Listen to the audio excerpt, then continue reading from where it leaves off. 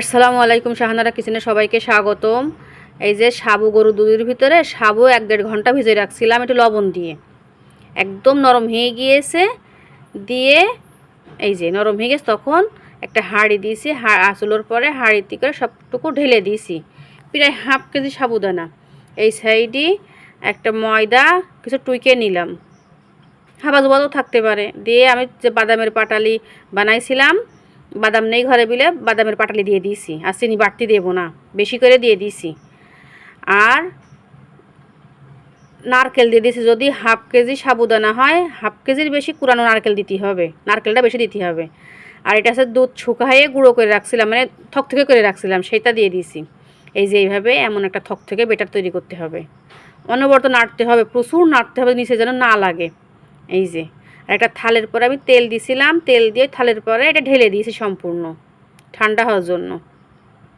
এই যে সুন্দর করে মেলে মেলে দিয়ে ধুইছি এইভাবে ঠান্ডা হওয়ার জন্য। এই সাইডে সে ময়দার ভিতরে একটু লবণ দিছি, আর একটু চিনি দিচ্ছি, লাল চিনি, আর একটু পানি দিছি। দিয়ে আস্তে আস্তে আস্তে আস্তে একটা ব্যাটার তৈরি করে নিলাম, একদম নরম সফট করে। একটা অল্প অল্প পানি দিতে এটা সফট একটা ব্যাটার তৈরি করে নিলাম। অনবরত নাড়তে হবে। যে কিছু কিছু রান্না আছে হাতের কারণেও, মানে হাতের কারণেও স্বাদ আসে। দিয়ে যে ঠান্ডা হয়ে গিয়েছে ব্যাটারটা, তো দেখলেন কিভাবে তৈরি করলাম, ঠান্ডা হয়ে গিয়েছে। এবার গোল গোল আকারে সাবুদানাটা করে নিলাম, অনেকগুলো একসাথে করে নিয়েছি। নিয়ে ব্যাটারের ভিতরে এই যে সবগুলো দিয়ে দিয়েছি, দিয়ে আকসুলোর পরে তেল দিয়েছি, তেলের পর তেলটা গরম হয়ে গিয়েছে। এবার এক এক করে ব্যাটারের ভিতরে ডুবোই ডুবোই অল্প অল্প জালে পিঠেগুলো সব বানাই নিয়েছি।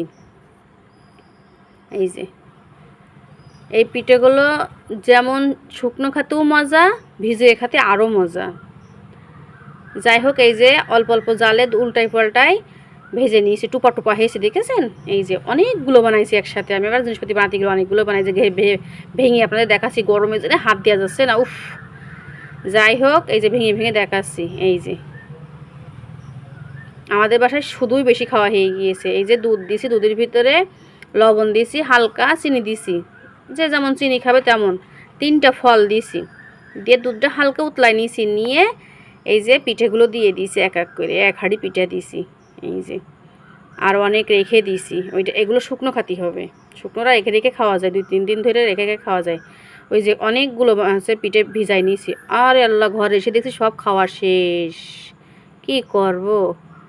রান্না করে ঘরে আসতে আসতে সব শেষ। এই যে পিরিজি বেড়ে নিলাম, দেখেন কত সুন্দর তুলোর মতো নরম হয়েছে। অনেক দিন রেখে রেখে খাতে পারবেন, শুকনোটাও রাখতে পারবেন, আর এই যে ভিজানোটাও রাখতে পারবেন, ফ্রিজে রেখে খাতে পারবেন 2-3 দিন।